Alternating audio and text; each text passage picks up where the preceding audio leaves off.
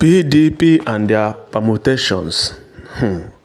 Now, wow, my people. See, PDP don't carry come. Every time they are surprising us. Now, PDP now are planning to bring out former President Jonathan and Kwankwaso ahead of 2027 presidential election, just because of one-term agenda of the North. Now wow, this one surprised everybody. My people, let's hear from the news. Let's watch and see. Carry your book and your paper. Please, in case you have any comments, please make your comments. Then help us to subscribe.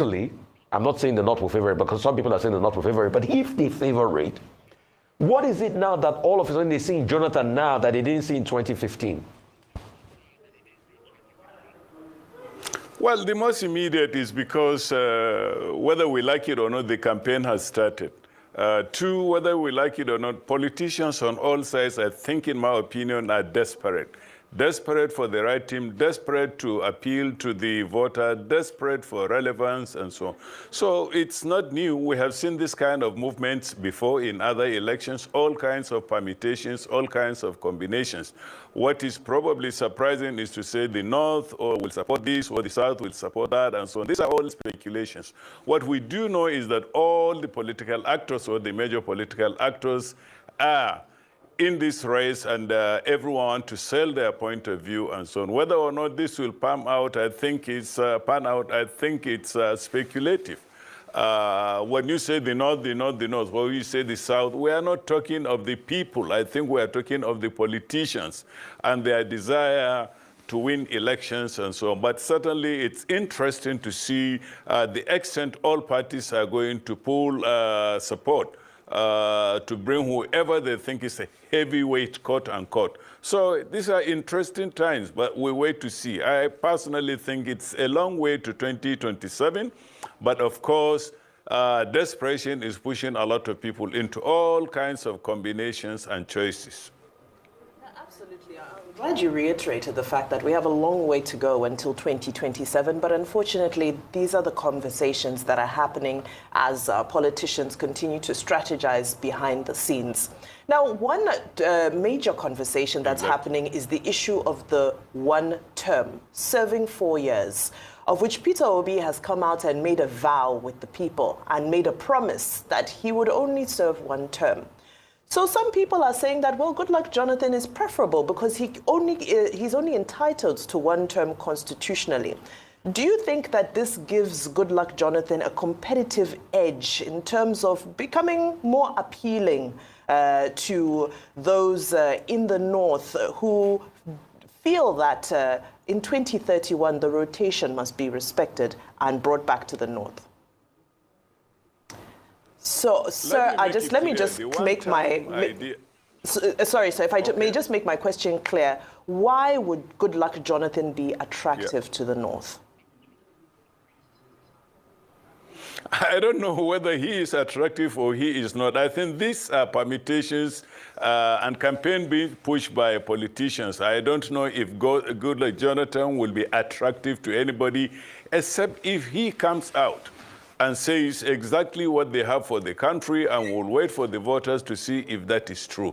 But so far, I think most people are just speculating on whether which part of Nigeria will support which candidate or not. Well, Goodluck Jonathan, on the surface of it, is attractive. Why? Because over time, and especially since 2015, he has accumulated a number of positives. One, he gave up when he thought he lost the election quietly, and he had been living a quiet life, enjoying international recognition, being sent on missions overseas, and so on.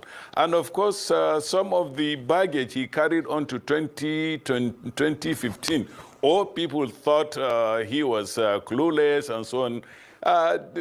The development since 2015 seemed to favor him, and so on. So he looks attractive. But I think there is still a long way to go for him to sell himself. Let's not also forget that in the build up to 2023, there were wide speculations that the APC was wooing Goodluck Jonathan to bring him into the fray to stand for election as if he was, quote unquote, forgiven by the same APC that vilified him. In the long run, it did not work out. In the long run, he did not come out openly to say, yeah, he was interested in the position and so on. But, you know, Goodluck Jonathan will be a candidate, but of course he needs to do a lot more to sell himself, to offer himself as an alternative, to show that he's now different from the Goodluck Jonathan we knew, whether as a person or circumstances have turned out that some of the criticisms against him were simply political and so on. Well, anybody could be a candidate, but I think given the circumstances right now in the country, the difficulties people are conditions, it will take a lot more for a politician, whether they are from the south, the north, or from the moon, to convince themselves, to convince the electorate that they are different, or that they offer a new alternative. My people, we have heard from the horse's mouth. But one thing that is so shocking to all of us is this. Must he be the North always? In 2015, all of them, they gathered and chased Jonathan out of the villa. Now, they brought up everything. They brought out herdsmen, brought out Boko Haram, and used it against Jonathan, just to make sure he leave office. Then they took over. Now, the question is this: what are they seeing in him today that they did not see in 2015? These politicians sometimes, it's not about the masses. They are only thinking about themselves. They are not thinking about the masses. They are thinking about themselves, And even if you go to the north self, it's only few of them that are just the political elite. They are the ones that are making all these political permutations and plan, just because they want to grab power by all means. That is why they are making all these moves. They are not doing it for the masses. They are not doing it for the northern majority. They are not doing it for the just political class in the north there. But this time around, it's not about north or south. This time around, it's about this country, Nigeria. Let it be about this country, Nigeria. So that at least let it favor the masses. Not every time. It's only the political elites that the thing is always favoring. So, my people, you have heard from the horse's mouth. The ball is still in our court. 2027 is fast approaching.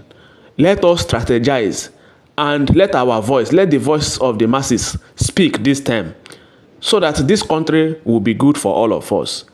As you have listened to this news, please do well to subscribe and hit the notification bell for more news.